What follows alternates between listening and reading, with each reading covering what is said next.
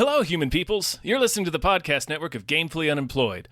To support us and gain access to great exclusive podcasts like Fox Mulder is a Maniac, Tom and Jeff Watch Batman, Star Trek The Next Futurama, and our latest show, Spiel Boys, head over to patreon.com/gamefullyunemployed. We do game streaming, movie nights with our patrons every Friday night, and you can even commission your own podcast about anything you want. Literally anything, within reason, and we have to do it.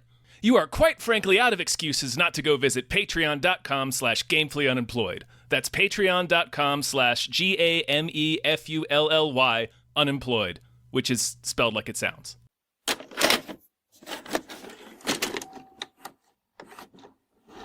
I'm making my own Megalopolis. You want to make a Megalopolis with me? You want to go in on one? Oh, I thought for a second you were saying, like, I'm going to take a huge shit. Like, I'm going to make my own. I don't know why I went there. But no. Like, if you're talking about being an architect of like with a super particle or whatever the fuck that was. Of a whatever the fuck, yeah. Yeah. I do like, depending on your opinion of the movie, that being a euphemism for taking a dump. I'm going to go make a Megalopolis. Yeah, it's just the way you say it. I don't know. Hey, man. I'm there with you. I'm there. Yeah, you are. Yeah. Hi, everybody. I love it. Hello, my name is David Bell. I'm Abe Epperson. I'm a guest. And we just watched Megalopolis from the director of Jack. From visionary writer and director Francis Ford Coppola comes an event nothing can prepare you for. Yeah. Francis Ford Coppola. What a guy. Oh, man, we love him. Hey, before we get started, everybody's been waiting for our take on Megalopolis, obviously. But you're Doctor of Movies. What do you got going on? Where can people find you? Thank you for being here, obviously. If you like my yapping, go over to patreon.com/smallbeans, where Michael Swaim and I have cut a little corner in the internet. Ooh. And we do this stuff like you do. Yeah. We talk about movies and other things. Yeah. I'm so happy you're here for this. But yeah, everybody check that out. Check out the Small Beans. Give to them. Give them your lives. That's interesting. So this is obviously, all right.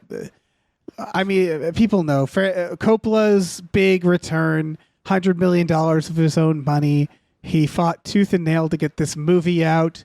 It's getting reviews essentially about the movie being batshit. Right? That's mostly is that what you heard?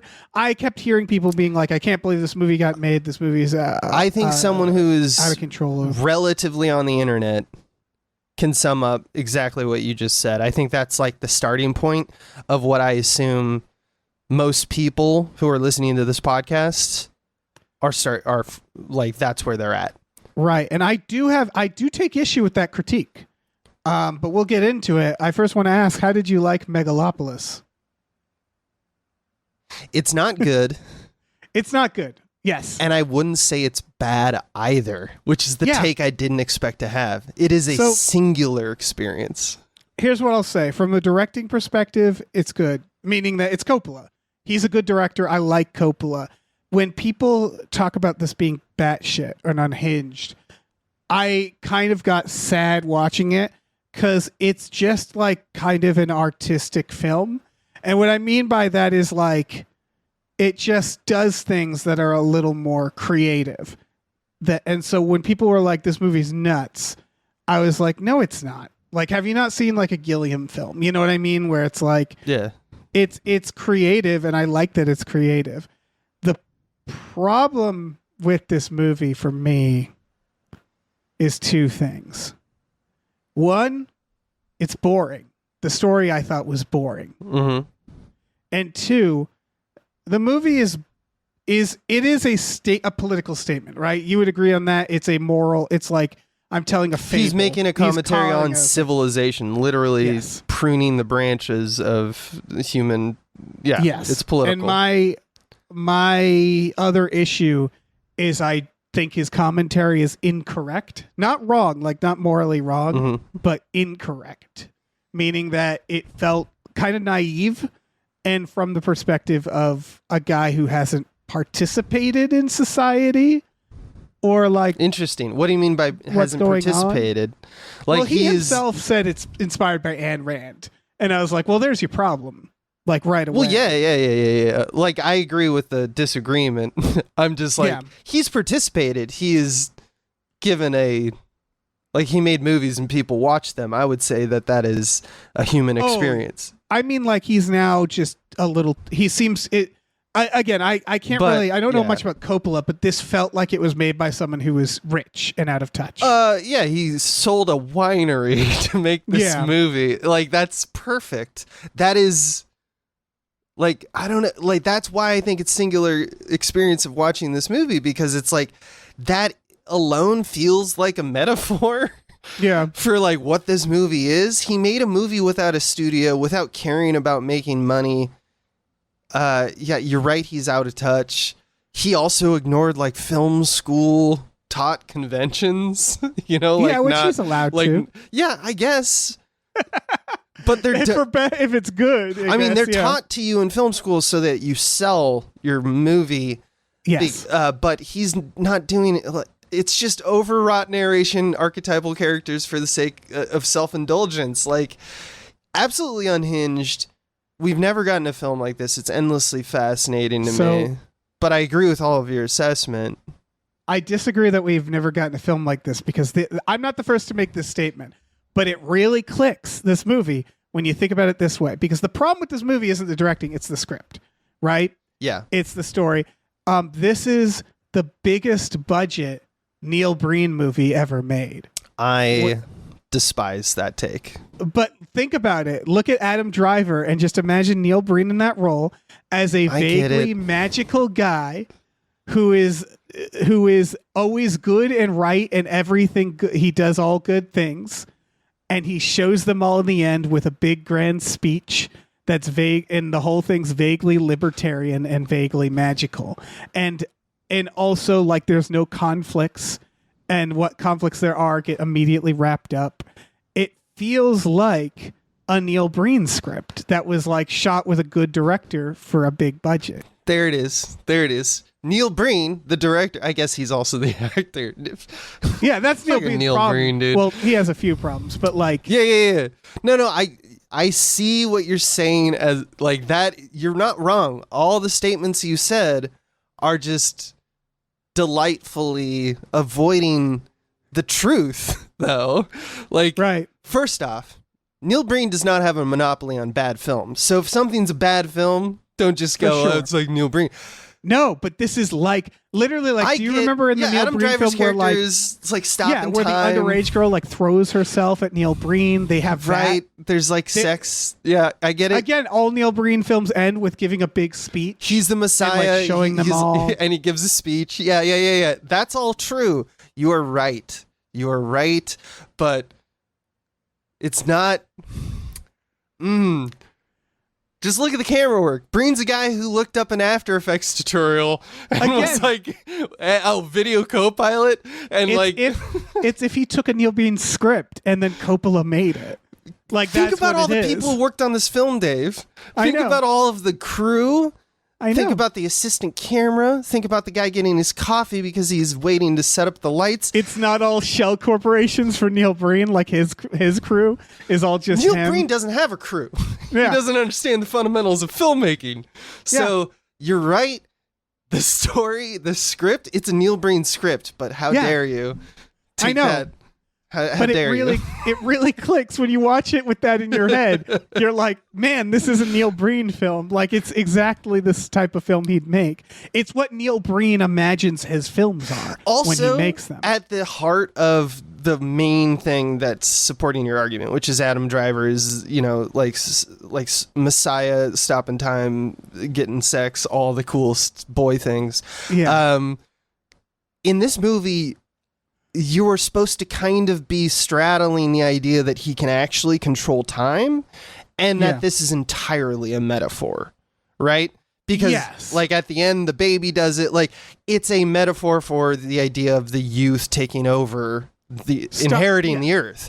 He doesn't actually stop and start time. That's just like placeholder what's her name, Emmanuel, like coming in and saying like, I saw you stop time. That's her basically saying like, I see the world the way you see the world. Exactly. Yeah, and now we're gonna fuck. It symbolizes having the ability to stop the inevitable, essentially. Yes. Like the idea of stop the apocalypse. It's stopping time Pure to make the world a better place. And at the end, yeah, she can do it, he can do it, and their child can do it. And it's like the next generation. This is all, again, it's all That's symbolism. not Neil Breen. Neil Breen is like, no, I'm actually a CIA agent who can start the dinosaurs again or some shit. I don't know. I don't know. It's hard to tell with what Neil Breen, what's going on in that brain. But it delights me that you brought this up. I've seen this take online. Yeah, I hate it. It's not, yeah, again, I didn't invent the take, but it's like definitely a take that when you watch it, you're like, man, yeah. Because there is, yeah, again, like I get, he's a great director. The artistic side of this is very interesting and I think bold and good. Like I think more movies should be filmed in this way. Like this, the you know, everybody talks about how there's the audience interaction and stuff like that, where it's like, yeah, let's fucking explore what films can be. 100%. I'm like, yeah, because my knee-jerk reaction was like, he's doing what to movie theaters? And like, obviously there's the very correct take that is like, are these people getting paid? Like, what's going on with this? Is this like, this just feels like egotism. But to your point, I think that's the point. Yeah, I think so. I feel like few people, he hasn't earned it. No one's earned egotism. I'm not going to stand on that fucking hill, but like, he's a guy, he's made movies and he's basically like, I'm film's grandpa. Yeah. and I want to make one more. And we're like, hey buddy, go for it. It's like what Spielberg is to blockbusters, where it's like, he's the father of blockbusters. And I'm sure his last film, whatever it will be him like with that ego being like, I want to go out with a fucking bang. I mean, he's already done like Fablemans is pretty close to it. He's getting there. And Coppola is kind of that for like counterculture, like kind of like, you know, like Apocalypse Now. And like, he's just known for being like almost the anti-Spielberg in a weird way, but he's like the father of the auteur cinema, or like American, a founding father. Yeah. He's a founding father of like a generation's statement on, you know, like people are off making Easy Rider and he's making Godfather. It's like he placed himself in the zeitgeist just by pure effort. That I respect that. And I think people should. I liked his era of making these little indie films and stuff. And like, I don't know. Yeah, it's exactly that. I respect it. He has earned the right to say, you know, to make $100 million film where he's like, I just want to say stuff. Batshit insane. The problem is that I don't agree with what he's saying. His politics are once again grandpa politics. You know, like what I love about it is that just to sum it up. The resolution of the movie is like, after all this infighting between two, you know, figureheads, these powerful political figures who are enemies, they decide to resolve their differences because Adam Driver is having sex, or Adam Driver's they're having a baby. And so like his main political opponent is now his son's grandpa. And then in terms of all the other stuff that happens in the film, a very rich banker decides to gift all of his money to the government. And so they're like, what a utopia it could be if these things occur. And it's like, that is so out of pocket and out of touch with how like things go, that's here we are. The moral is basically that Elon Musk is going to save the world.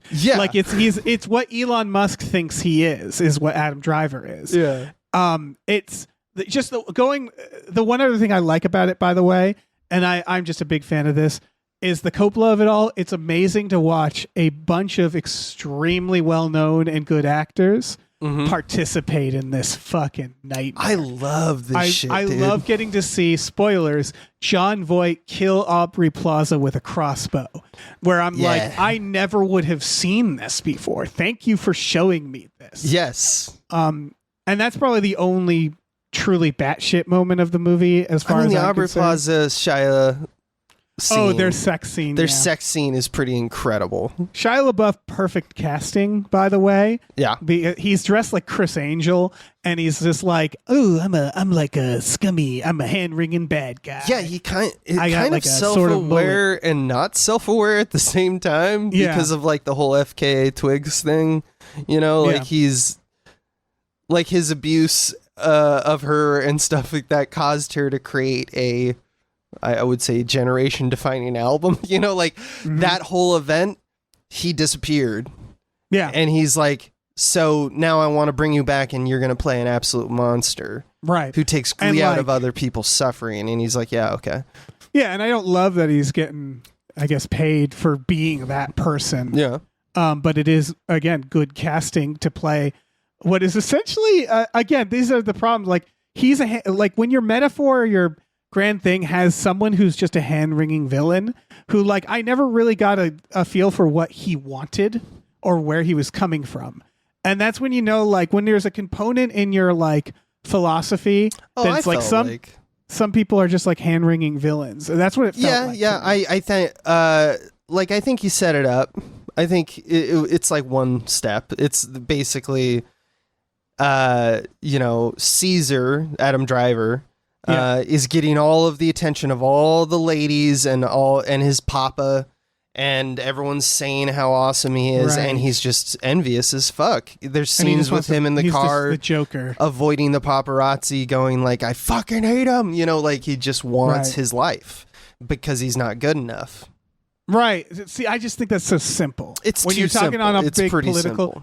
Like even the people in our society that I think are doing evil things, like they have, you know, the point is to explore why, and then, you know, the actual complexities of that. And like this just, again, it felt weirdly naive for a movie made by someone who has way more life experience than me. Well, you know what I mean? Yeah. Like, it's weird to call this naive when he's twice my age. Yeah, no, And, that's fair. That's fair. But I want to make one last statement. Like, you're right about the simplicity, but I don't think that you need much simplicity to get fuckboy to killer. Like, that is a simple modality in terms of human thought. It's the stuff where it's like he's using the power of immigrant protesters. Yeah, like that's like the evil thing. Well, he here we stands are. on a swastika, and it's like, actually, see, they're the real Nazis. It's I know Grandpa's you've on seen Facebook. JD Vance talk, so Yes. like I know how this is not far fetched. But yeah, it's who let Grandpa on but Facebook. the naivety, That's what this felt like. that thing. I always find that from older generations, and I'm sure we'll be of the same, where it's the kind of thing where it's like you're fucking Frodo. No, you're Bilbo at the end in Lord of the Rings. You're this guy who's gone and had his journey, and he's come back, and all of his wisdom is like soundbite wisdom. It's all simplicity, you know. Yeah, it is what it is. You're right, or because something it's like that. It's the all you need is a firm handshake. It's a naive take. Because it's like, no, the world got complicated while you weren't looking. It got more complicated. And they're going to push back and be like, it's not as complicated as you think when you think about it. And it's like, all right. But that's ultimately what I love about this movie is that's kind of what he says. He's like, the world is for the living. Children, take it from here. Like he's bowing out. Like that is, when's the last time a boomer did that? You know? I know. That is true. Like, it's cool that he is bowing out. And maybe if this is like, I didn't look at this in the lens of maybe this is a movie it's supposed to be about like cinema or something. And maybe in that, because as a political message, it's just messy and wrong and naive. But maybe if he's saying something specifically about his career in cinema, it would be a little more cohesive, you know what I mean? All of the stuff where it's like about pure creation, I think he is saying that. I think he is saying like, this is my, punctuation on my career and stuff. Like he's kind of holistically trying to look at his life. That's why it's so self-indulgent, is because that is as egotistical as it can get. Let me do a memoir essentially as a fiction, but also, because he's like, I love films. It's how I made my money. I know I don't have any left. Like, I don't think he's going to make a film after this, like, how could he? Yeah. He might make like a thing on no budget, but like, this is his last effort in terms of like wide audience. Yeah. Showing it to the people, but that's what makes this really interesting is, I think at the top of this podcast, is you mentioned the out of touchness.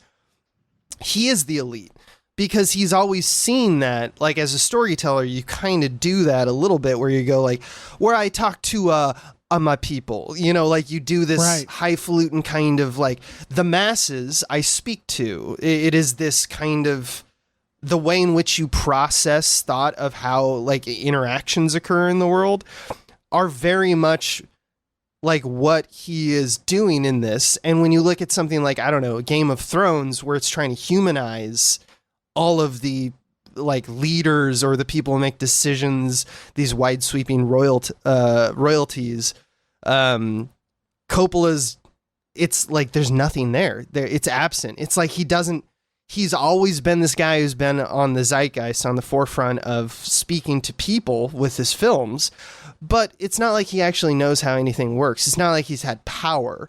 I wouldn't say storytellers have power. They're not leaders. And so that's why when you look at all these characters who are in this like political fable, they seem empty somewhat. There's no realism there. Because like, I really was enjoying this film when I thought that Adam Driver was going to have flaws. And that was like, again, the real problem with this movie ultimately is it felt like it was boring because it's stuff where it's like issues will arise and get resolved in the same scene where he's like, I've lost my power. Never mind, I have my power. Or like, this woman has accused you of statutory rape, which is a fucking plot point. Mm-hmm. And then it's resolved a scene later. He gets shot and he's like fine 2 scenes later. I mean, he's weakened. He has a miracle cure. Yeah. Yes. And so it's like every time there's an offer of maybe conflict, it's like, nah, it's okay. It's like playing make believe with a kid where they're like, no. And then I thought there were these moments like early on when the main character, the lady, what's her character's name? Julia, I want to say. Gloria? The mayor's daughter. She's in his room and she mentions his Nobel Prize and then she says it's expired and he says Nobel Prizes don't expire and she says I meant your medication, which to me was a really good exchange summing up the flaws of his character. Yeah. Because the idea, Adam Driver, again, he's a Musk. He's like long-termism. He wants this. He's like this. He's top-down thinking. He wants to build this utopia. And like the mayor points out rightfully in the beginning, he's like, but people need to fucking eat now. Yeah. And what I thought is that was going to be the message. And like that line about Nobel Prizes don't expire, I meant your meds, is the idea of he's thinking of like, my legacy is intact. And she's like, your life isn't intact.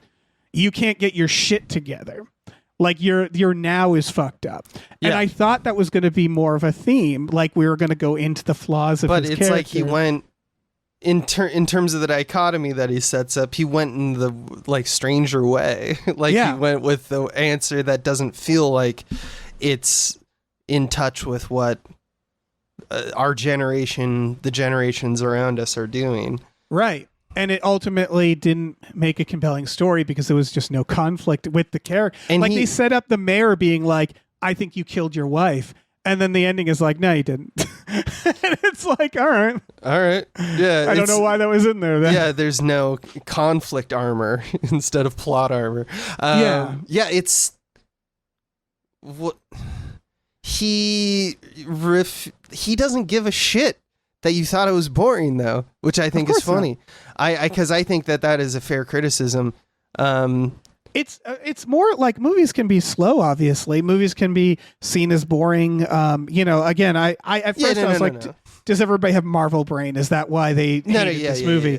That was my first thought watching this movie. I was like, I like this movie. Yeah. And then halfway through, I was like, oh, I see the problem. Yeah, exactly. Yeah. No, it's 100%. Like, I don't think it's some people may think that it's like, you're looking at the wrong thing, but it's like, no, size up the problem, size up his answer. It's not a satisfying one. But I don't think, again, he's wrong, Grandpa, putting a Werther's right in your mouth. Yeah. And he doesn't give a shit. Yes. About your disagreement. It's just interesting because I wouldn't say his other films have that problem, right? Like, The Godfather, Dracula, fucking Jack. Conversation. They're all compelling films that are interesting and have conflicts. And it just felt like it was like, this is just like him ranting. How does for 2 Jack hours. Resolve? What's the ending really of Jack? Sadly, actually. Yeah. He's in college and he's just really old and he's going to die soon, I believe, or he graduates high school. And it's just like, he's totally going to die. That's it. He's just old. Perfect film. Fucking Jack, perfect film. So like, we're going to skip around. If people haven't seen it, we might want to explain. So like, again, it's Adam Driver is like an architect who has some sort of magic material that he has access to. Megalon. And we have, and he wants to build this futuristic city, but and Lawrence Fishburne's there as his assistant, his Alfred, which I like because the film halfway through. I know his last line. I mean, he's the narrator, so he's always in the film, I guess. But like, his character's last line is, "I like her." Yeah, and that's like end of Act 1, beginning of Act 2. He's always there. He just doesn't talk. I like it because obviously Lawrence Fishburne was his first role was Apocalypse Now, so I'm like, that's cool. That's cool that he's in here. Yeah. Beginning and end. A storied history. But so like, what we learn is he's fighting the mayor, who wants to help the people or whatever, but is seen as like an out of touch politician, which is valid. Giancarlo Esposito, Cicero in this film. Yeah, he's like a rich. Out of touch politician. Well, you're sorry, if you're introing this character, can we take a moment and do hi, I'm Frank. Well, actually, it's not short for Franklin, it's just Frank. Call me Francis. Is that a line? That's a line. He Jesus walks Christ. in on Caesar and it's the one time where he's like capitulating. He's like, I don't do this to my daughter. Don't marry my daughter. And it's in that scene where he's trying to like hat in hand, like bow down to Caesar. And he's like, let's have a human moment. Apply humanness. Activate. I am Francis, who he does not call him Francis. So it's like, not only is the line batshit insane, it has no repercussions in the film.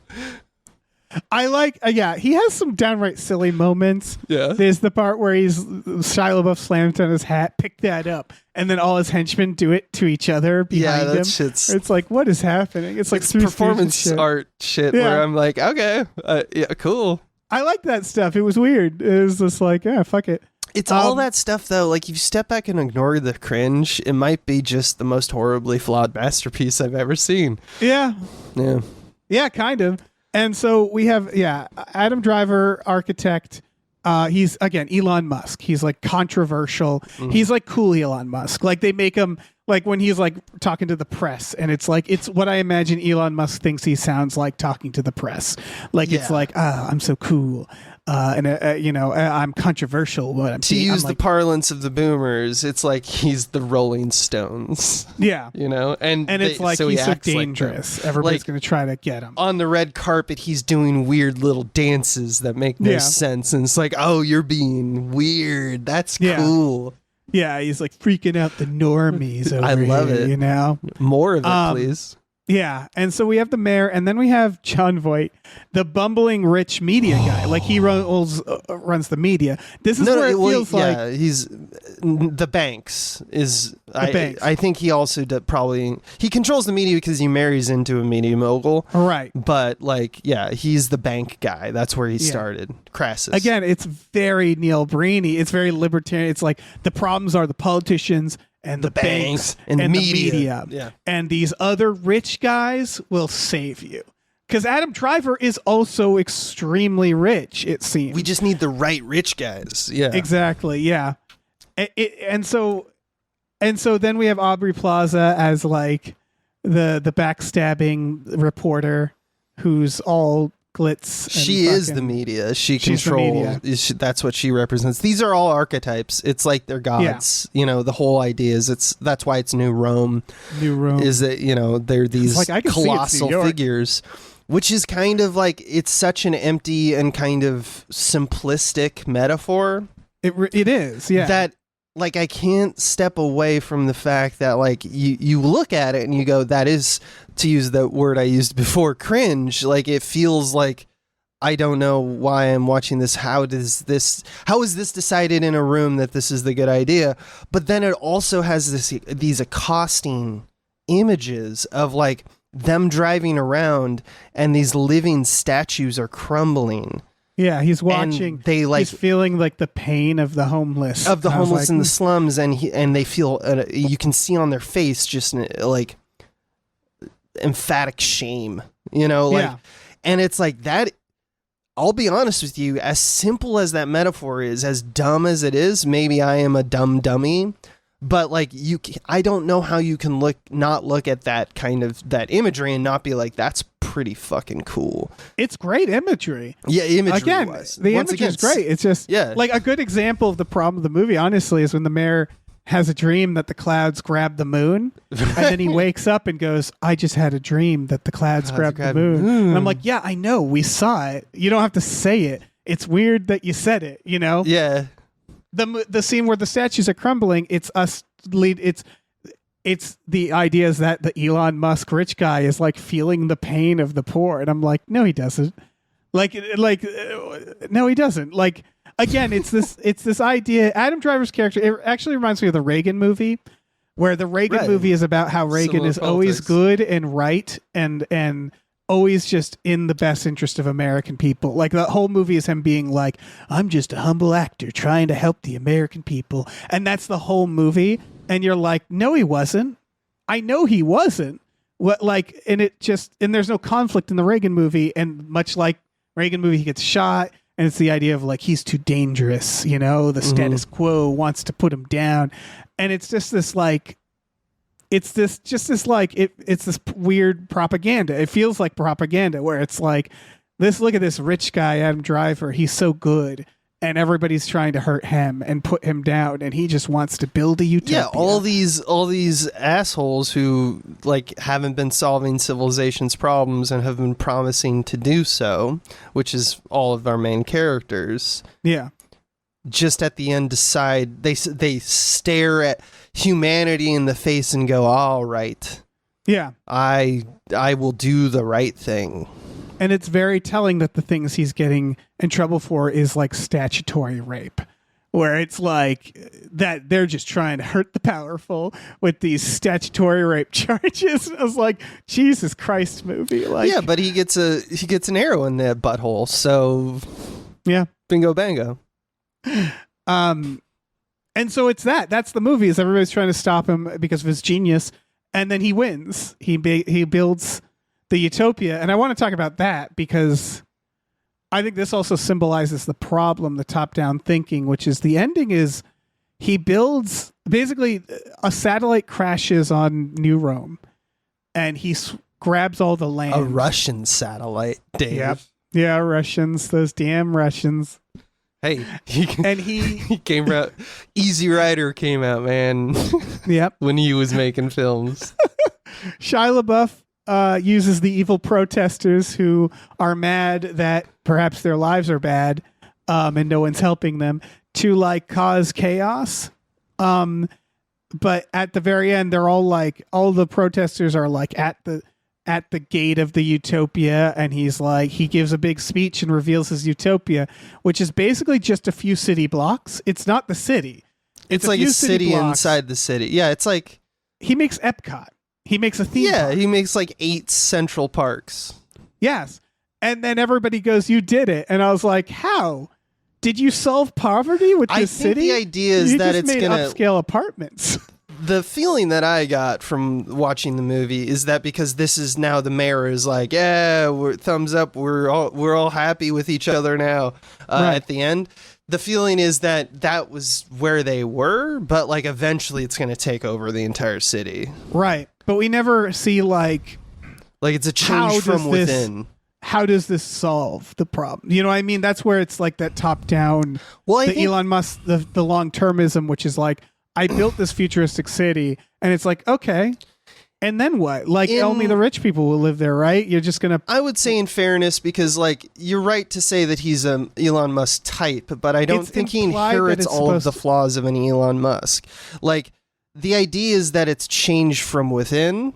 Right. It's not there to solve all the problems. It's, let's take this opportunity, i.e., most of the city is gone, we have to rebuild anyway, to make it better. Like, that's all he's trying to say. I don't think it's fair to be like, oh, Francis Ford Coppola, you found a solution that isn't solving all the problems. Like, I think that's nearsighted. But the movie treats it like he's saving the world. It does seem like the emphatic, it's like, what a colossal movement of man. And in the end, it's a land developer or an architect making some cool buildings. Like, that's the big victory, is he makes but you some see, cool buildings. They have, like, walkways that move Yeah, they have moving walkways. They have treadmills, dude. Yeah, I can go to Universal Studios today. Get on one of those. He solved it, bro. That's what I mean, where it's like, if they were like, and it uses a new type of like power, and it does this new thing that you're like, oh yeah, that's going to open up the world. I think, but he forgets to sort of explain why Megalopolis is a big deal. I think it's because it's formless. The idea is that it changes based off your need. Like, if it rains, it will cover you up and stuff like that. Right. They do a few examples. If you need food, it creates a garden. Like, I feel like the applications are unclear, but it just seems like he didn't care about that. Coppola's just like, what if the God particle? What if the thing that answers everything is there? Sure. That's why it's... I don't understand physics. I don't need to. I'm a filmmaker. Right. It feels naive in the Elon Musk way, where Elon Musk is like, I want us all to be living in the Star Trek future. And you're like, well, billionaires don't exist. So the first thing that has to happen for a Star Trek future is, I don't know, money not to be a problem. You know, like, you have to do the boring stuff first. Right. I don't think boomer's you're not gonna get a boomer to agree to that. To that. This actually reminds me of, did you ever see Tomorrowland? Yeah. It reminds me of that. I think Tomorrowland's actually the better version of this idea, which is like, what if a bunch of geniuses fucked off and made a planet? Yeah. It's more about the idea of like, the future is so grim. Whatever happened to aspiring for a utopia? You know what I mean? Yeah. And it's like, it's still a naive thought, but it's a beautiful thought. It's also like Tomorrowland is kind of celebrating that thought. It's weird that the thoughts are so simple, and we already live in a, like, on the blockbuster scale. Christopher Nolan put in Interstellar, like, old people talking about it's like every day it felt like they were inventing a new thing, you know, like remember that speech where he talks about how like the atomic age and they were in all this invention, all this opportunity. You could just reach up and pluck a microwave patent from a tree, you know, like that kind of thought. It's hard not to expose that thought and then transplant that into 2024 and say these people, of course it makes sense to them because the opportunity was there. It was easy. It was low-hanging fruit, and now it's not. And they, I guess, don't understand that. So that's why I think it feels naive. And you get the Elon Musk, you know, kind of sweatiness in this movie. Yeah, because I guarantee. I think a lot of boomers look at Elon Musk and they're like, "Wow, he's going to change everything." I mean, they see him as a polymath, right? Yeah. In a way, he is, but in a way, he's also a sham. Which is why watching this, I was like, I wish it ended where the reveals that Megalopolis is nothing. Like he's the monorail guy. Yeah, like exactly. where it's just like he's just another cog in this system of powerful people trying to take advantage of the suffering of the world. And I know that's cynical, but it's like I was just looking for some complexity. And again, like if it was about optimism, like Tomorrowland is, or Tomorrowland isn't saying people like Elon Musk is going to save the world. It's more about like, if we truly want the world to be better, we have to start by being more optimistic about the future. We have to have that hope in us again. I think that's a good statement, though. Like I don't disagree think it's a bad with that statement. Yeah. But like at the same instance, like, you know, Giancarlo Esposito, like we have to feed as we go. Yeah. So yeah, that's the politics of Megalopolis. You know, it just keeps missing opportunities. Like the first thing is she shows up and she's like, the mayor's daughter is like, I'm here. I want to learn from you. Like I'm like the first part in the clip everybody's watching, go back to the club. Oh yeah. God. Yeah. Man. Where she's like, Adam I'm here Driver. to learn from you. And he's like, fuck off. And then she's like, I saw you stop time. And he was like, oh, okay. And so I thought the idea was she was going to be, and they sort of imply this at the end, but she basically then spends the film as his assistant / lover and doesn't actually contribute. And then at the end, he's like, you can stop time too, you know? And that's it. And it was like, she should have been at the halfway point, like taking over or something like that. Or like, you know, if it is about passing the torch, because again, it's just not compelling to watch her just be on the sidelines the whole movie. They introduce her as someone who you think like, oh, the apprentice will become the master. And then she just takes his phone calls the whole movie, and that's it. And that 100%. I mean, story-wise, if you're looking at them as like characters, yeah, he has that arc. He fulfills that. Yeah. So why would she also? Right. It works as a movie, but you're right to point out, like, it's only because he's a white dude, you know, like it's more about, again, fundamental storytelling, which is like interesting stories are where like power dynamics change, right?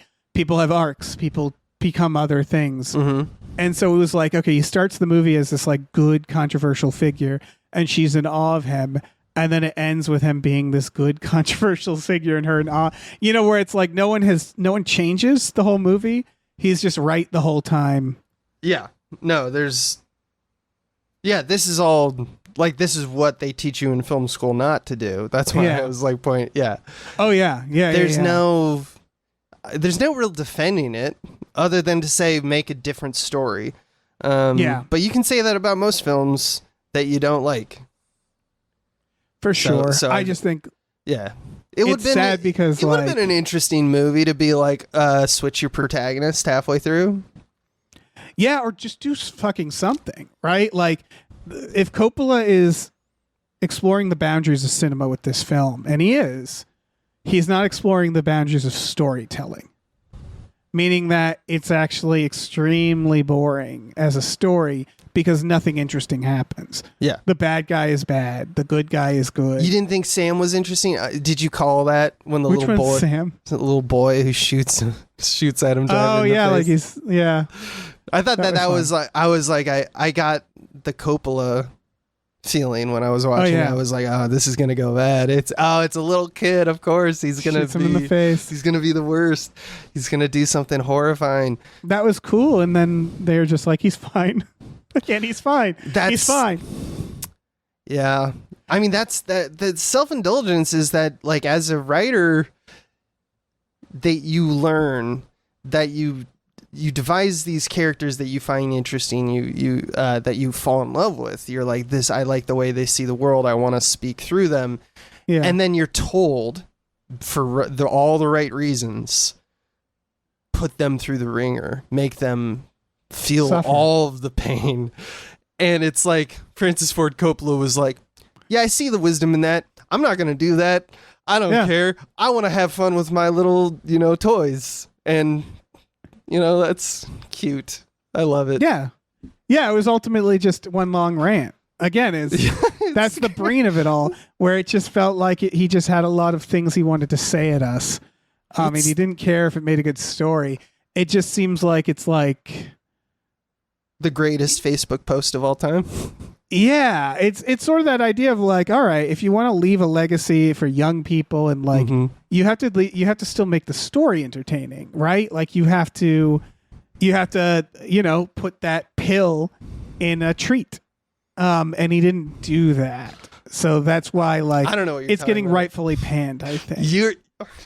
You say I ain't getting treats, and I'm saying you're anal as all hell, Caesar, but I'm oral as hell. No, you're right. Again, John Voight shooting Aubrey Plaza in the heart with a crossbow. John Voight throughout this movie, where it's just like we cut to him, and it's just like, all right, be a senile old man. He feels like he doesn't know he's in a movie, but he's just happy to be here. Well, he keeps doing that. So he was in the Reagan movie. Yeah. And again, in both, because he's a hardcore MAGA guy. Yeah. In both, he plays the heel to the character that that real John Voight politically agrees with. Does that make sense? Yeah. So in Reagan, he plays a KGB agent who's like, we were so scared of Reagan. In this, he's like, I'm the dodling Banks, the media guy. Yeah, and he's like, whoa, and he farts. Yeah, it's all. It's amazing. It's an amazing performance, by the way. It is. Well, it's just wholly unexpected that you're like, all right. So he put all these people together.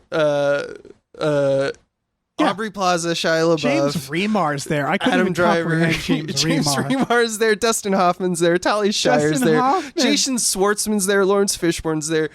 And you're like, okay, of all those people, who's the comedic relief? Fucking John Voight, baby. Boy, it's amazing. This is what I love about this movie is the meta. Why is Dustin Hoffman is like a featured extra? The only line I remember is they're watching the circus and they cut to him and he goes, "Look at that," and then they cut away and I was like, "All right." Like watching trapeze. Good addition. Like, look at that. Good addition, Dustin Hoffman. Also, he dies off screen. Like that was funny to me is that he had a conversation where he's like, all right, all right, Mayor, you need some things taken care of. I'm your guy. And then he goes and he does those things off screen. Yep. And then he has another short conversation where he's like, you ever think about how storms are scary? And then 2 scenes later, they're like, it sucked that guy died. Yeah, and it's like, excuse me? He died? What was his point? He's like the old enforcer. I think it's abstract painting. Coppola is just being like, I want to feel like, that character, that like wise old Iago who's like kind of too hardcore, but but like, what if he was loyal? It's just a swath of like paint that goes across, and Coppola doesn't care if like you like it or you don't. He says it's a fable. And like the thing about fables is that I don't know, because this ties into long-termism to me, which is like, long-termism is that idea of thinking about your legacy, about the big picture. Mm-hmm. The idea that Elon Musk and Jeff Bezos are like, well, you need to bring humanity to the stars, and it doesn't really matter how we do it in the meantime. The ends justify the means, et cetera, et cetera. And I think fables tend to be that too. That Ayn Rand, like, we're looking at these archetypes, and they're all kind of like gods. And they aren't really human beings. They symbolize ideas, which is what this is, right? Mm-hmm. It's this abstract thought of like grander ideas and figures, but it strips the humanity out of it. So like, that's all to say that I find fables generally boring for that reason. Like it's hard to make a fable that's good because the idea, what's actually, I think the right idea of a fable is to show the humanity of a story. And what I mean by that is like you're trying to show characters that will then later become a fable. You know what I mean? Yeah, I mean fables so are it's like, yeah. I mean in the moment they're human. But then it's like you're showing a fable play out where it's like you're showing how these characters will become larger than life later. But going weirdly back to Reagan, that was one of the problems is he's like a fable in that movie. They don't know how to humanize him. Yeah, and I think you're right because they're skipping to the end. They're like, what if, like, let me tell you a fable. What if, imagine these people, they're crazy, like they're in charge and larger than life. Like, that's not how you describe character. You describe character as like, he's in an alleyway and he's starving, you know, and then you're like, okay, so step one, and then you're like, okay, and he's going to become the king. And it's like that the way in which you do character detail is that you grow from a small place to a larger place. And then by the end, when you look back, you go, oh, that guy was archetypal, you know, like he is the hero or whatnot. Right. He will become a statue. It's true that in this movie, it's almost like we're in medias res to the point where they are gods already. Yeah. It's hard though, because I look at something like Lord of the Rings and I'm like, how did that work? Because Lord of the Rings is very stoic people with these but I guess there is a humanity. It's showing their everyday. Baby. Yeah. The hobbits are there for comic relief. And there are moments of levity and humanity between the characters, you know? They're the only ones that feel like real people. Yeah. Everyone else is play acting the fable. And you need that. You need real people. You need people to start. That's why they knew to start with hobbits, where it's like we're starting with the lowest characters, the characters with the least amount of power, who are very humble and very like us, and they're going to go on a grand adventure when they live in a hole, and they don't want to be forced to a war. Right. So you get that, and that's the lens we see Middle Earth. This movie has no hobbit, but again, I just want to point out, these are all so valid. All these concerns, all these, like, smash all versions of, I don't know. To me, I know he doesn't because care. He doesn't care. It's like, I don't want you to think this is a fable in that way. I'm not doing that thing. It's so clear that that's his opinion. Yeah. But it's he like, doesn't care. but I want the movie to be like this, and it makes me feel like a petulant child. That's why it's great grandpa energy, because no matter what you say, he's putting you in the position of being his grandchild. Yes. Yes, it felt like I was at Thanksgiving. Exactly. Watching this, yes. What a movie. Ultimately, it's like, if you don't care, neither do I, about story at least. But it is like... It's more just that I wish it was crazier than it was. Like it does have batshit moments, don't get me wrong. Sure. But like the things that people are pointing out, I saw people like the circus scene where Adam Driver, everybody gets fucked up and Adam Driver apparently does a Doctor Strange. That's how he gets fucked up. Right. And people are showing that scene. Like, how is this in a movie? And I'm like, how is it not? It's fine. It's weird. This is actually kind of the coolest part of the movie. Like the editing and music is really good. Like, I don't know. Right. And it's like we've seen we've everything everywhere all at once. Like it's no different than that stuff. Right. It's weird. So I think what it is just that it's that combined with a story that doesn't feel like it's self-aware. Like it doesn't. The movie doesn't feel like it's self-aware. Also, I feel like he's a little. I mean, this is. Like I haven't been critiquing Coppola that much so far, but I will. It's hard to critique him. I will critique him in saying that he's kind of got a sophomoric attitude toward things like dream logic. You know, like how all the stages were designed, and like there's a section where they have a debate that Adam Driver quotes fucking Hamlet. And like, oh my god! And they're standing on these rafters above a model of the city, and it's a black box theater, and so it's this null space where you have this feeling of a dream logic. That is so fucking like that again. The lowest hanging fruit I can imagine. Yeah. And That's it's like, dude, you have been in cinema forever. Do you not watch films? Like, I'm glad you brought up everything everywhere all at once, because like they're fucking doing laps around that shit. We've gotten to this postmodern stage where that shit is old hat. And he's just like, yep, I'm the old hat. I'm the old guard. That's the thing is like, I think as a director, I can't criticize him, but as a writer, I can criticize his writing and his like those broader ideas. I think that's because the biggest flaw in the movie.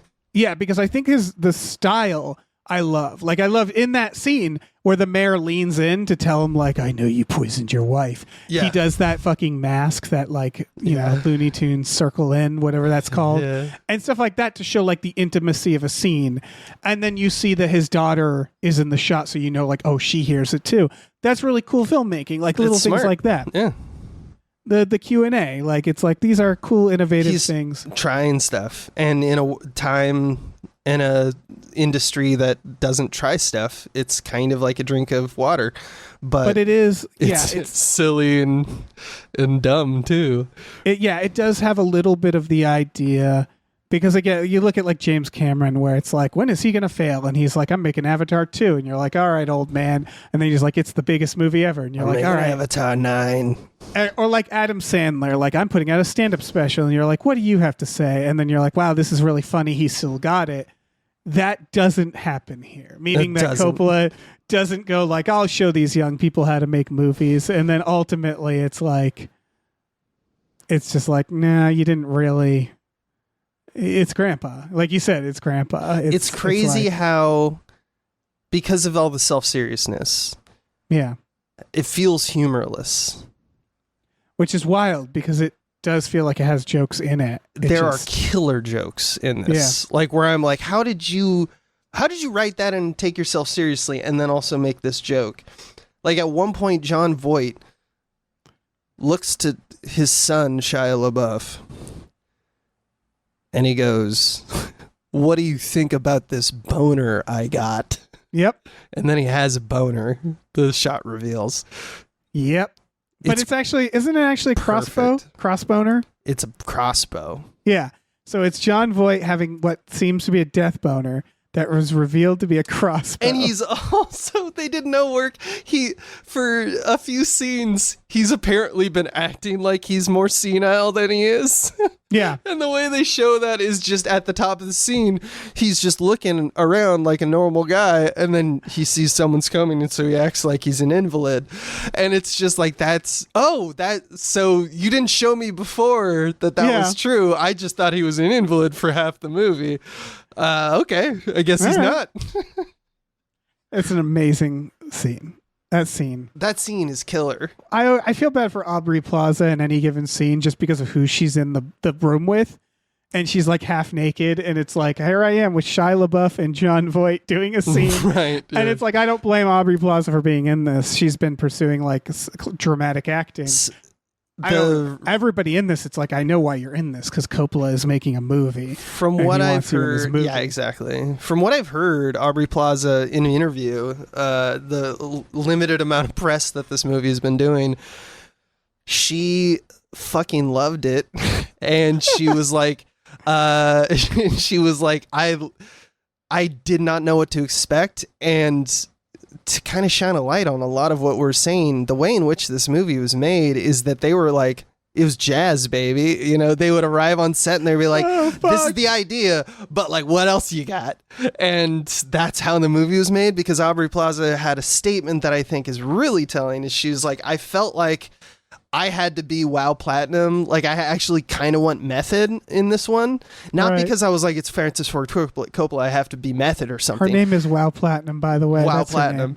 And she was like, no, I would get in character on my way, like in the car and stuff like that, because because I knew that when I got there, if I wasn't like larger than life, I could get ignored that day and they just wouldn't shoot my scene. Right. So because do the craziest thing. It was just a conversation with all of the creative heads of the film and actors going like, what is the next thing? Who can jingle their keys the most? Yeah.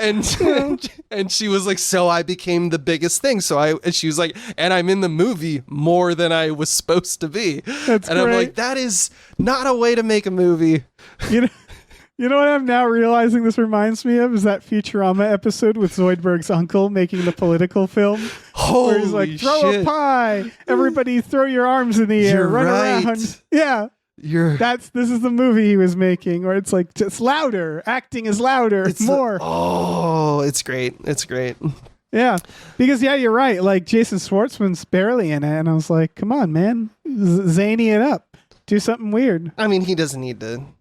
Yeah. Like he's actually like interacting with like Grandpa because like they're related, right? Yeah, I think he's a Coppola. He's a Coppola. He's got to be a Coppola. I don't remember. Lawrence Fishburne's character, by the way, is named Fundy Romaine. I love the names in this.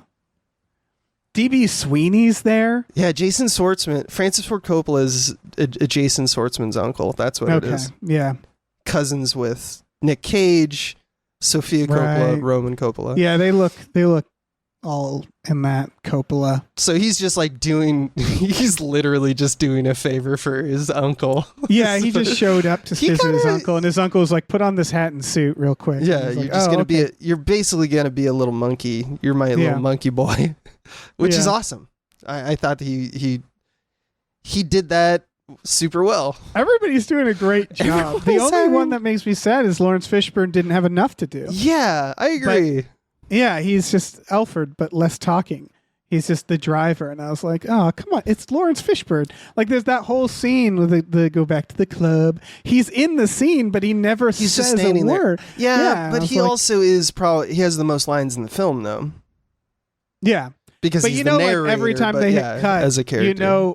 Those other two actors just glommed onto Lawrence Fishburne to ask him what it was like to be on The Matrix or whatever. Boys in the Hood. Yeah. It's just like, what? So you're a legend. It's like how a lot of these conversations probably went, which I think is, that's so cute. I love it for that all of them, even though it's not that good of a movie. But I would honestly, if you ever get the chance, you don't need to see it in theater. And here's the best part. Don't. He doesn't care. He said this in an interview. He's like, I don't care if you see this movie. I made it for me, basically. And he's like, he knew he wasn't going to get a return on investment. Of it. Like he has said, I sold a winery, and they're like, but you're not going to make your money back. You spent $100 million of your own money on this. And he's like, yeah, whatever. And it's just like the absolute gall. It's fucking fantastic. It feels like maybe it was an idea that he's had since the 70s that every studio was like, no, there's no story there. No, there's no story. No, and finally one day he's like, fuck it. I'm just going to make it. I need to get it out of my head. Here it is. Is this anything? No, I don't give a shit. I couldn't disagree more. I know exactly how this started. He was already old as hell, and he was sitting in his fucking Napa Valley winery sipping his own vintage, staring at a sunset, and he was probably like, gold is pretty sweet. I love wine. These mushrooms are kicking in. You know what would be really cool? To make a movie. You know who I like? Ayn Rand. Yeah, he openly said this was inspired by Ayn Rand. That Adam Driver's character is it's supposed to be like an Ayn Rand. And it's like, oof, like a man. Oh man. No, you're right. That is what it is. Yeah, that's it makes sense. It makes sense. You can't really defend it. Neil Breen movie. It's him saying, I want to just make this fucking movie. It's basically he made it all with his money. He had this weird rant in his head that he wanted to get out. And it's the only difference is instead of having to like cast like Vegas models who are just there for the money, he could call up fucking Adam Driver and be like, be in this. And he's like, sure, man. Sure, man. That sounds like a fun student film with Francis Ford Coppola. Yeah. I've talked about this before, and I still want it more than anything. Is I want a TV show where you take someone like Coppola or Spielberg and you give them a home video camera or an iPhone and you say, you have $100, make a short film. And I just want to see if these guys could do that again. You know what I mean? Mm-hmm. Like you're a child in your backyard, make a movie. And I just want to see what they could do with nothing.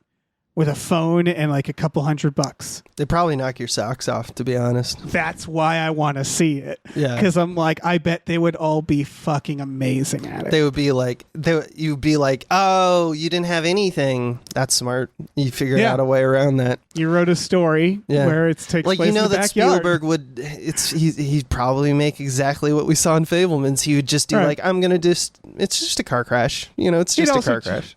Yeah, he'd also cheat. You'd be like, Tom Hanks was there. And he's like, yeah, but I didn't pay him. All right. yeah. No, he's just there. He's incidental Tom Hanks. Yeah.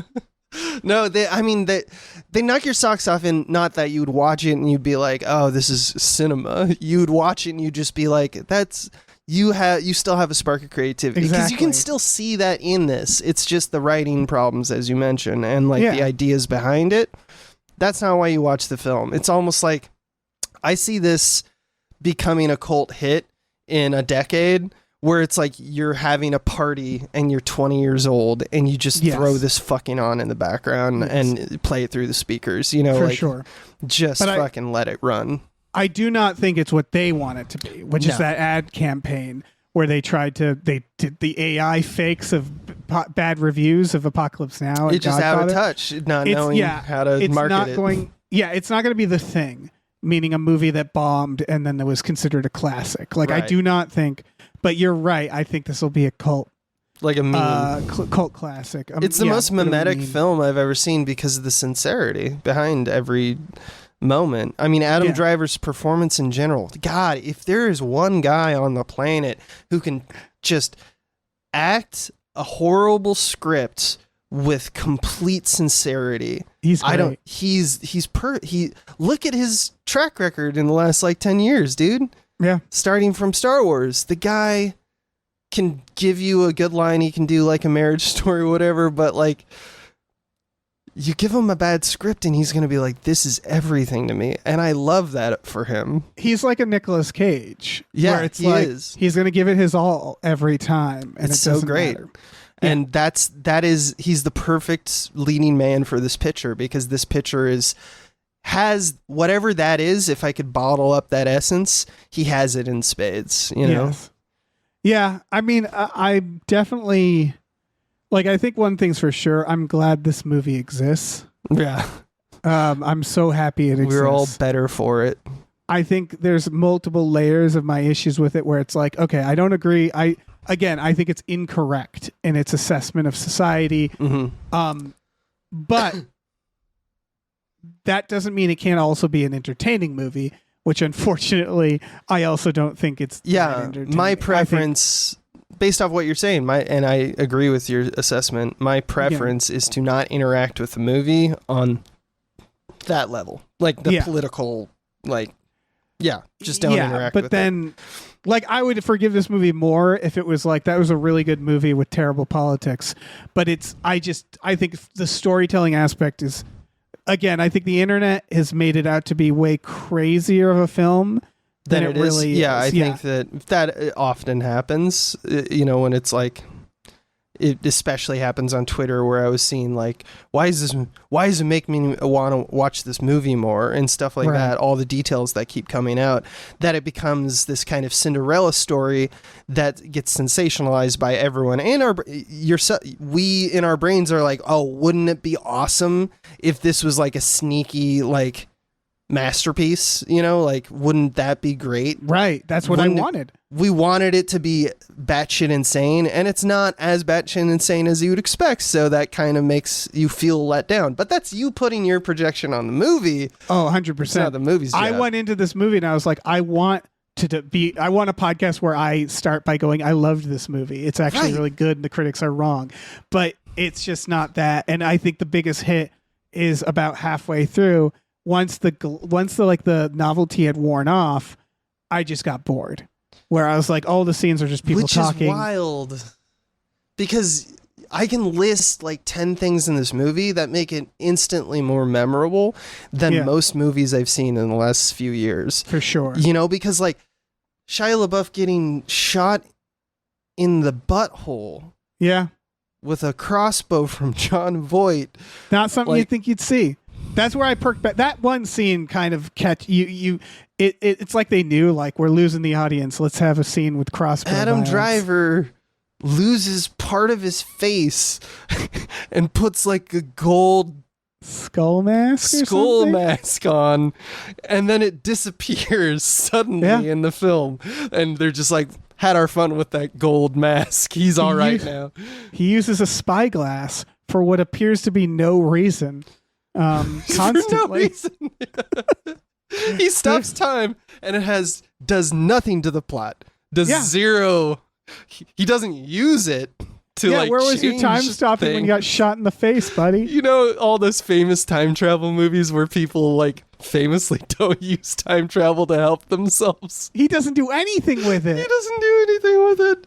It's just a metaphor, and it's like, it's singular. It's so.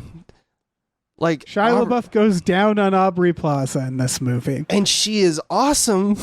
She's amazing in it. Yeah, because she pulls out scissors, and you're like, I think she's gonna cut his dick off, and then she doesn't, and you're like, whoo, dodged a bullet there. You know, like there's so many things that like had me on my edge of my seat that I was like, why? Is this the interaction that I'm having with this movie now? I thought we were a cool movie. You were a boring movie 2 seconds ago.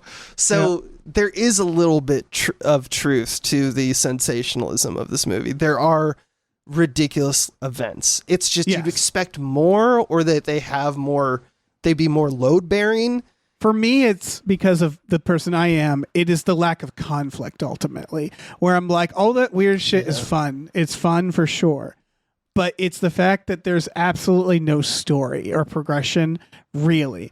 It's just sort of this, like, playing out this power fantasy around Adam Driver, where, like, the first half, I kept waiting. I was like, we're hitting the halfway point. Okay, it's going to fall apart. We're going to reveal that he's a monster, or that, like, this is his flaws. But it's like, nope, never any flaws for Adam Driver. And it's just this straight line of like, everybody keeps trying to keep him down because he's too good, and then he immediately overcomes every challenge, and that's sort of it. And you're like, well, his daughter's name is Sunny Hope. And at the end of the movie, I wonder what that symbolizes. So like, all of your criticisms don't matter. This guy is not operating on a level where he gives a shit about what you think. This is the ending I wanted. I wanted him to be like, so my ability to stop time, I've also figured out the ability to move objects. I'm calling it the Force. I'm thinking of starting a religion. And I wanted it to end as like a secret origin of the Star Wars universe. And he's like, Sheev Palpatine is there, and he's like, yeah. Right. And then it reveals, written by Francis Ford Coppola, crosses it out, and adds George Lucas. Like he gets an immediate cease and desist from Disney because he can't help himself. He has to make a Star Wars picture. Yeah, I love that.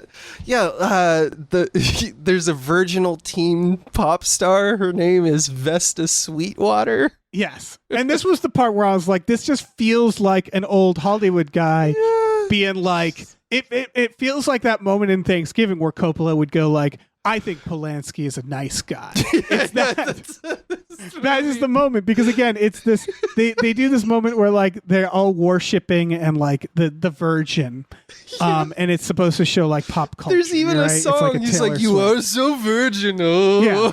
Like it's an old Taylor Swift crooner, dude. It's like a what he thinks is a Frank Sinatra now. Yes.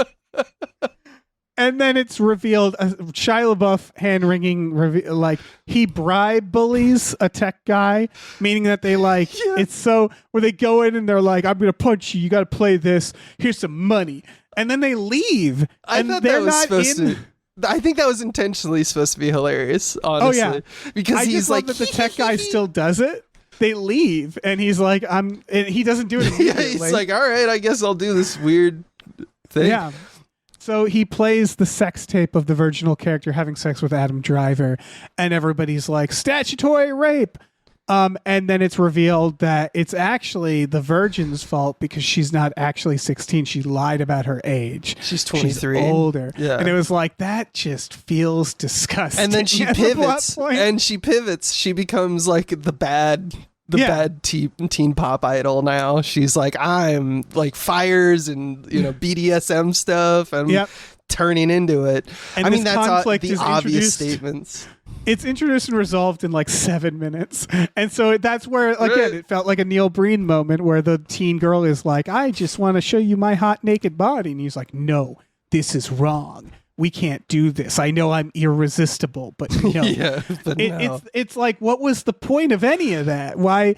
Because it just feels like it's like, how Elon Musk with the horse scandal, they're just trying to keep him down with the scandals, No, I think that one is actually about how little it matters. Like, I think that's Grandpa being like, look at this thing that you think is important. Like, the fact that, like, it turns into a riot. Like, people storm the stage and are like, she's not a virgin. At this birthday party. John Voight's televised birthday party. Yeah. No, I think that's Coppola going like, none of that shit is meaningful or like this is a joke. It's very edgelordy. It's very edgelordy. Because it's like the idea of this is the Rome before the fall. Their decadence. Well, Adam Driver, the true genius, is in the back, not participating. It's like I'm the guy at the party in the bathroom, and I'm above all this. And they're trying. I'm not invited because I'm so counterculture. Right, and they're trying to say I'm a creep, but it's actually they're setting me up because they're scared of me, and all that stuff. It just feels so like, again, edgelordy. Where it's Jesus Christ. I think in the end it comes down to just the boomer attitude of just like these kids, like which. Again, it segues nicely to like it's that Thanksgiving conversation with Grandpa that like you go like, oh, here we go. This is probably gonna go to a place that is dark or I don't want it to go. And then he punctuates the point by going like, and the world is yours. So what I said doesn't really matter at all. Right. It really is that, and you're like, oh, okay. Oh, okay, that's I guess nice. I didn't have to watch this. Yeah, I guess that's so cute of you, Grandpa. Yeah, thanks. I thought you were gonna say some racist shit or something. Yeah. All right, time to drive you back to the home. Yeah. I'll see you in a year. He's like, I'm so much money. That's true, Grandpa. That's true. Look at my death boner. Yeah. Look at this boner I got. So, there's just open quotes of Marcus Aurelius, and I did a little homework before this podcast. One of the three times that Julia quotes Marcus Aurelius is not even a Marcus Aurelius quote. It's a guy. It's a guy who was writing like a foreword in a book, and he translated Marcus. So it's like adjacent, but it's him summing up the philosophy. This guy Eric Greitens wrote this. He's like, "This is Marcus Aurelius's philosophy. Here's what I like think it is." Right, and it's a good quote. It says it is the responsibility of leadership to work intelligently with what is given and not waste time fantasizing about a world of flawless people and perfect choices. And then she does this thing, which is like, you think of this in a shower of like, what if I had the perfect quote in a debate that totally fucked you over? It's like that wish fulfillment. Yeah. And she has this other quote, which is a Marcus Aurelius quote, and I never heard it before, and it fucking rules, which is the object of life is not to be on the side of the majority, but to escape finding yourself in the ranks of the insane, which is like, that is great. I'm just... Look at the level of like writing that we're talking about here. A guy found a quote book, was like, this shit is dope, and he's not wrong about it. He found like an old Angel Fire page with a list of quotes. It's got gifs of like, wow. Yeah. Yeah, it's like, and he's just like, I'm going to put that in my movie. Yeah, he got an email. He was part of he got a spam email. Marcus Aurelius fan club email. Fucking great. I want to watch it again. Like not now. You're right. It's super boring for a lot of time, but like I can't wait to watch this in 3 years. Yeah, I mean, we'll definitely probably watch it on movie night sometime, I'm sure. I don't know. Because again, it is boring, but there's a lot. It's actually kind of the perfect movie to turn on with your friends and talk over. Because you'll know when the moments where you're supposed to be like, I got to lean forward and watch this movie are. And then every other instance, you're like, I don't need to watch this. Yeah. It's perfect for that kind of interaction. But I don't know. There's something romantic. I'm a filmmaker, so I'm like, I find romance in filmmaking, and he is really good. Watch his old films, and there's something about. And I had this with Fabelmans too. I kind of got a little bit of the blinders on because I'm just like, in the end, for all its flaws, I can't help but look at it and go, oh man. Like, it's not that he's still got it, but I just love being when he's in control and he's just driving. It's more of like, I'm so happy to see a new Coppola. That's big. Like, again, he's made movies. I liked Twixt, his vampire movie that he made a few years ago with Val Kilmer. But like, it's nice to see another grand. But it's just like, I am also a romantic with that stuff. Like, and I really like. Personally, the thing that gets me is watching an old generation and new generation. And the new generation are people who are hotshots already, getting to be shadowed by a bigger hotshot. So, like, it's what I like about The Departed. Is like Matt Damon was already hot shit. Marky Mark was already hot shit. Right. But here they are with and Jack Nicholson on a Scorsese film, and they're suddenly not hot shit anymore. Yeah, it's like... And you're like, I love seeing this. Sidney Lumet and Philip Seymour Hoffman, and you're like, what? Yeah. How does this world work? Yeah, or Tom Cruise and Nicole Kidman in a fucking Kubrick film. Yeah.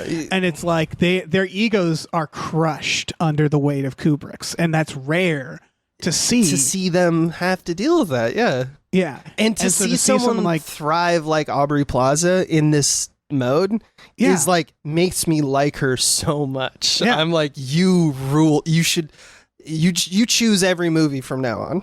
Yeah. And to see even Jon Voight, who obviously I don't like as a person, but I always thought Jon Voight's still a good actor and all that. Right. And like he's the kind of guy that lately it's like you're not going to get Jon Voight to do much in a movie. You're just not. Yeah. He's Jon Voight. But in this movie, it's like I want you to be like the worm tongue, the bumbling, weird scheme, like weird little idiot. Yeah. And he's like, "You got it, boss. You're Coppola." I will fucking do anything you ask.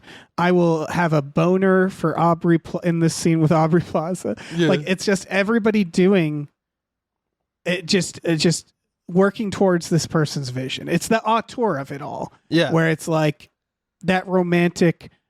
Often toxic problem with the auteur. It's nice to see that again, that all these people working towards one person's vision.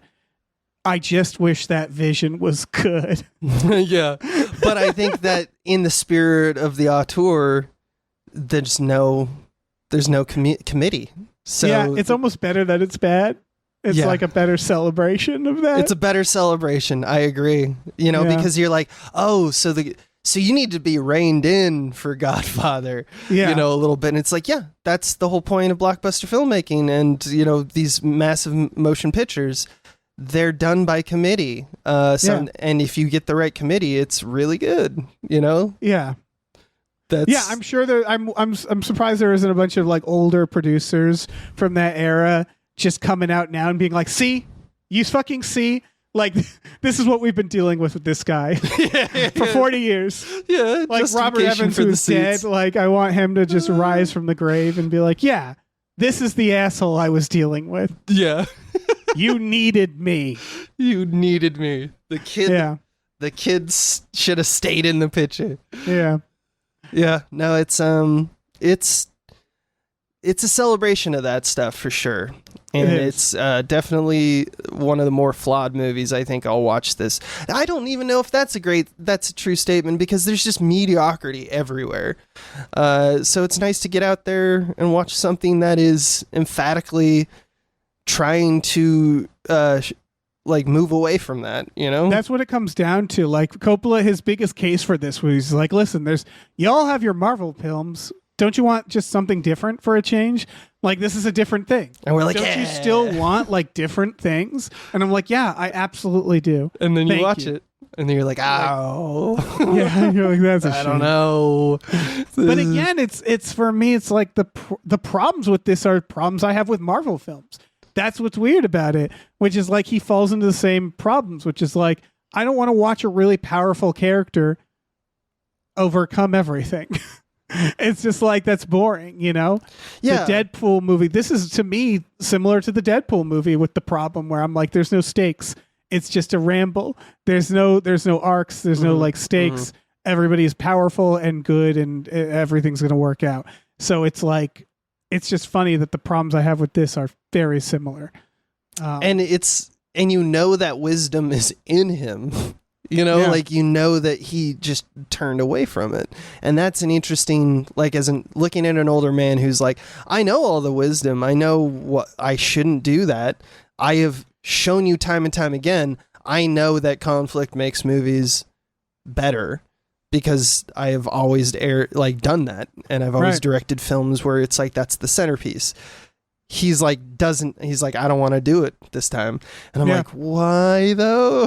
Right, and we're seeing that post-cinema stuff where it's like movies don't have to follow conventions, but they still need to kind of be entertaining, right? And so like the idea of like, what if there's a movie with no conflict is like such a film school thing to say. Again, low-hanging fruit. Yeah. And the problem is it's just not that interesting. And so like, it's like, yeah, I like breaking conventions. It's just you might break it too much. You know, it might. Yeah, I think you're right. I also, there's a part of me, maybe it's just the contrarian part, who's like, we're just postmodern babies, and we've seen all of the iterations. We live in the multiverse now with all of our media. Yeah, we do. So if we are so postmodern and so like metaphysical with our story. That means the lexicon in which we watch movies is different from every other generation that's ever existed. It's not that we're better, it's that we've been more thorough and more reactionary. And that makes me go like, well, what movie do you want? And it's like, I just want Die Hard. Well, that's the simplest fucking thing in the world too. You know, like there's something that makes me kind of crazy about being a part of this generation where we've seen so many types of media. It's that true. I'm like I don't know what I want. Yeah, every generation thinks they're special, and it's because they are special for some reason. True. And our generation, specifically millennial, are obviously we've been through a lot of, you know, all the 9/11 of it all. But like in terms of our perception of media, where it's like I remember, you know, clearly remember VHS tapes and even like reel to reel and Atari. Right. And I'm also been in a VR. I've climbed a mountain in VR. And it's just like, it's, I remember the simplest versions of stories and now the most complex. And that is, it's not to say that we have a better vantage. It's just that we've seen a really huge amount of change. And again, people have said, you know, there's people who are alive for the first flight and then the moon landing. Like it's not, again, that's not different than other generations. But in terms of specifically pop culture and media, we've had quite a ride. And this spits in the face of that. I think every generation has a moment, or I think every member of a generation, as indicative of their generation, has this moment where they're like, all of life turns into a singularity, and they're like, that is the truth. That is the perfect snapshot of what I think reality or humanity is. And then you spend the rest of your life clinging to that, saying like, I wish I could tell you what I felt in that moment, or that eureka moment that I had where I was like sipping some wine at a winery during sunset, and I want to tell you about this winery. Yeah, that I'm just gonna, I'm gonna literally burn it all down just to show everyone that moment I had. And I think that we all kind of have that. And he showed us all, and he was like, "What do you think?" And we're like, "Kind of weird, man. Kind of weird and boring." I bared my soul to you, and you're like, what was with that, man? What was with that boner scene? Yeah, put some pants on, Grandpa. Yeah. Like, I don't know. I feel like we said everything we need to say about. I think so too. I think we can go back to the club. Hell yeah, dude. Go back to the club. People have been all over that scene, but I'm like, that works in that scene. It totally you works. You know it's an Adam Driver improv. Like, you just know it's Adam Driver being like, I'm going to do this thing. Right. And it's like, yes, we have the scene, folks. He really killed it, to be honest. He took a lot with very little. Yeah. Yeah, I think I'm done talking about this. Abe, thank you so much for being here. At the end of this, do you want to plug stuff again? Want to close us out? Patreon.com/smallbeans if you liked what I was talking about. Yeah. Or just enjoy my voice and want to sleep. I'll give you my voice as an ASMR. Or like if you're into like fetish stuff. Yeah. Yeah, just or if you have a up. job and you need 6 hours worth of podcasts. There's so many reasons to listen to podcasts. Yeah. Whatever you want, you freak. What's going to be your megalopolis of podcasts? Holy shit. I've already had several personally. Like I've already done Guy-Light and stuff where I'm true. like, I've already that's your conversation. That's your Godfather. You know, you gotta, there's still one left in you, buddy. Yeah. I believe in you. Well, what are you gonna give to society in podcast form specifically? Your megalopolis. I think this podcast that you and I are gonna do soon here, that we're gonna record tomorrow. Yeah. We have a D&D podcast where, from what I've heard, so Michael Swaim wrote a whole podcast for it, or like he wrote a D&D campaign for us that was. The idea is that our friend Star, who is one of the most humble and like wholesome and just like, I just like want to do the best for everybody. And she's delightful. So he was like, I'm going to write a D&D campaign for her. Yeah. And she's the main character. And then I'm going to have Dave and Abe be demons. Who are trying to disrupt the campaign the whole time. Yeah. And I was like, that is the most yes, of course I'll be in that. Yeah. So that's going to happen, and it's going to release on Halloween. So that's 10 episodes. Awesome. So I'm looking forward to that. That's my megalopolis. Yeah, that's kind of mine too. I'm excited for that. People check that out. Patreon.com/gamefullyunemployed. You're here. You know, gamefullyunemployed.com. There's the merch store there. And like, yeah, we do movie nights. Abe's there. We've watched Neil Breen's. We'll probably watch Megalopolis. It's fated. You know, it's inevitable. How could it not happen? Yeah. And keep your boners going, everybody. Keep your void boners. Surprise crossbow. Yep, crossboners. God damn it. What a film. Hey, listen, our music is produced by Chris Corlew. You can find him on twitter.com as the Corlew, or go to shipwreckedsailor.bandcamp.com. Our channel artwork is produced by Michael Vincent Bramley. For more of his work, go to mvbramley.art.